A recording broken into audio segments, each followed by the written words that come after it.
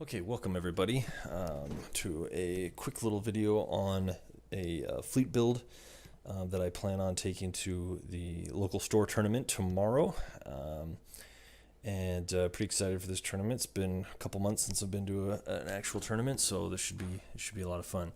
I'm going to give you a quick idea of the fleet that I'm taking, and then give you a real short rundown on how I plan to fly it. And then after tomorrow's tournament, hopefully a follow-up bat rep video on how it went. So one little quick housekeeping reminder here for those of you watching this video on my personal YouTube account at Jared Stack. This will probably be one of the last few times we're posting content to that page. We're moving everything over to the Durandal initiative, which the link will be provided in the description of this video, mostly just to make it easier for myself and for Durandal 343 to post everything to the same place. So if you haven't already, please go over there and subscribe to that channel, as that's where we'll be doing all of our future streams, and bat rep videos and tactics videos will be on that channel moving forward. So thanks again for watching, and hope to see you over there. So let's get started. Right here I've got a pretty I got a bomber fleet is what I'm bringing. I'm using the Quasar class cruiser without Sloan to just push a bomber fleet with some close damage support in the form of two Gladiator class Star Destroyers. So we'll go ahead and move down the list here. The Quasar is pretty much kitted out for max survivability. I've played with it a few times now, and the one thing I've noticed is with only 2 defense tokens, it doesn't take much to take it out. So I've got Admiral Mahdi, which brings it up to an 8-hull ship.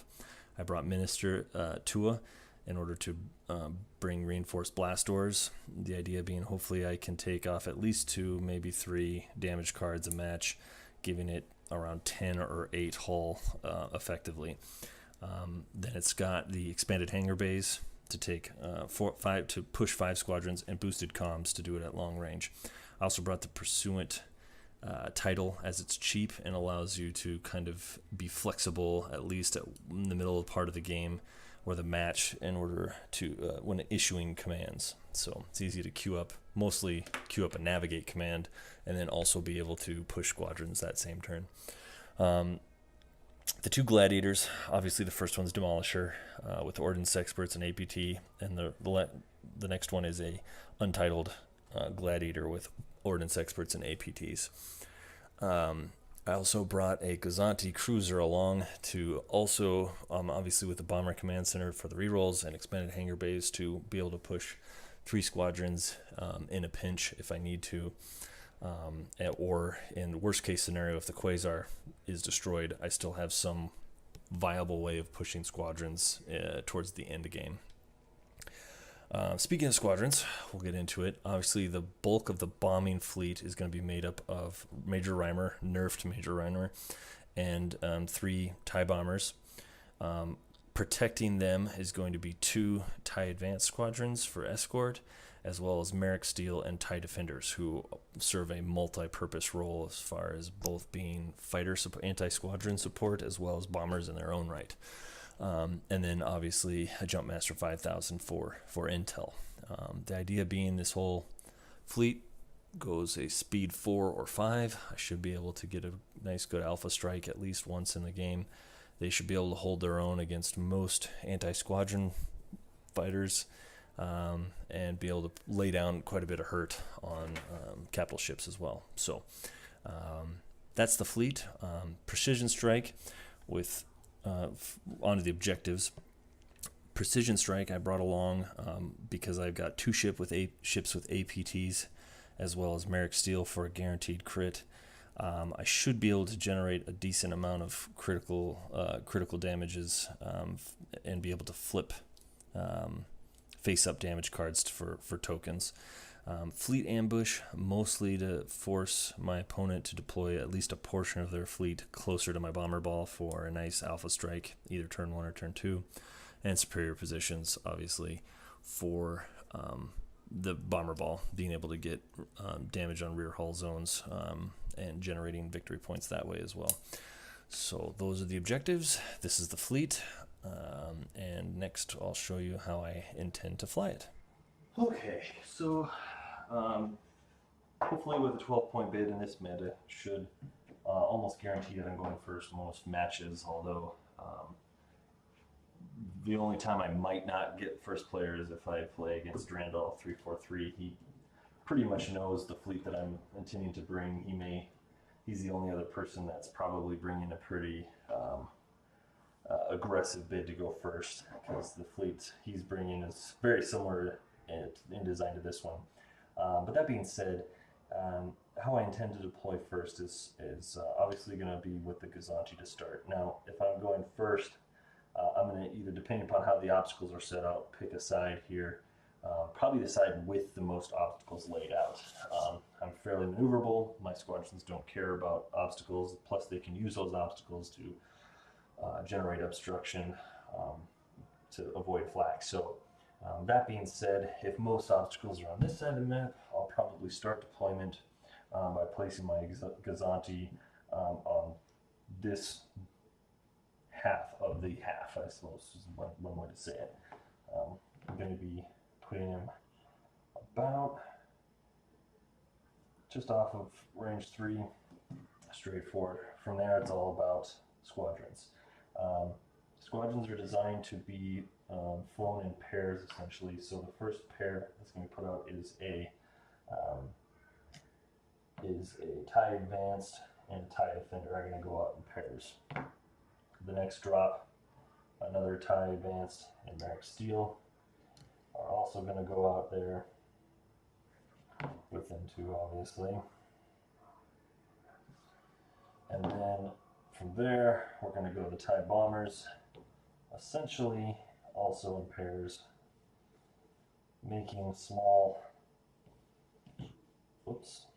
diamond-shaped deployments, leaving enough space for the Gazanti to move forward without overlapping. And obviously, everything's going to be within 2. From there, most of the opponent's ships will probably be deployed. If not, we'll either delay the deployment of the Quasar, but they know it's going to be within 5. So at this point, I'm going to be deploying the Quasar on this side towards the back of the deployment area, making sure I stay within boosted comms range of all the other squadrons on the far side here. The idea being I'm going to be slightly behind this ball at speed 2. Speed 2 for him, speed 2 here. Because the first maneuver out of the gate will be straight ahead at speed 2 with this Gazanti, and with the Quasar, the speed 2 is going to do a short little jog to move around those squadrons, so I'm not forced to activate them to turn 1, and I also don't overlap any of them. From there, the Demolisher is going to go on the side, was going to go last, and he'll go on the side with the most threats on it, obviously. So one Gladiator is going to go here on this side. He's going to be going all the way up to furthest distance at speed 3. And this guy, Demolisher, is going to be towards the back at a bit of an angle, kind of behind those bombers. This allows me a lot of great flexibility. With most of these going speed 4, last drop obviously is going to be the intel. He's going to go whatever side I need my bombers to be on, he'll be deployed there. So I'll have some flexibility on where to deploy the intel, but he'll be deployed about there. So that's where my deployment is. First set of movements are going to obviously depend heavily on what my opponent's doing, but to start with, I'll be delaying by moving forward with the Gazantis, doing a slight jog maneuver here. And the idea with the Quasar, to be honest with you, is to skirt the engagement. I don't want to fly him into the middle of it. So if the bulk of the enemy fleet is deployed here, the Quasar will probably try and stay on the edge of the battle. If the bulk of the enemy fleet is deployed here, the Quasar is going to try and avoid the battle that way. So he'll either be turning out like so, or he'll be jogging around like so, which obviously first maneuver is most likely just going to be a jog to the side here. These are both going to be going speed 1 to start the match, and again, it's going to heavily depend on where those fleets are going, but I may end up protecting the flanks by simply keeping them out or possibly turning them in.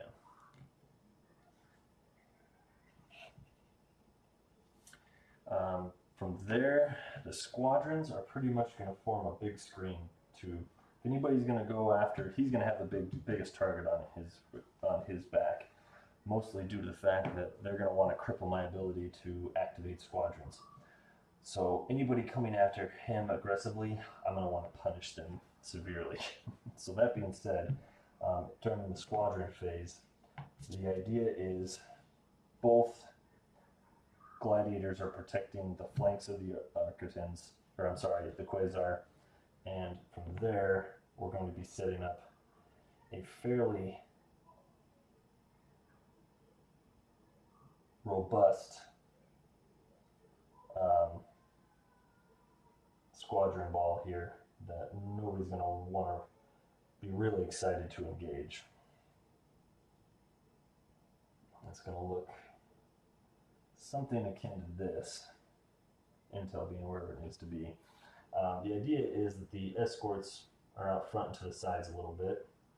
The defenders, again, protecting more of the flanks. Bombers in the middle, and intel hanging back. So any aggressive moves towards the front is going to be right in the middle of this bomber ball, and there's not a lot of things that are going to want to do that. Even an MC-80, I think, is going to want to avoid the brunt of that.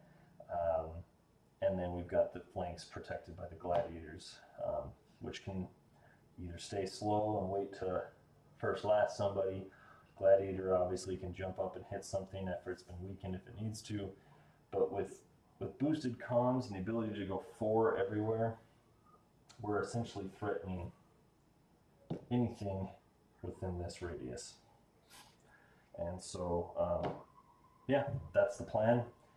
From there, it'll heavily depend on what's going on. So hopefully it goes well. I'll let you guys know how it turns out after the match.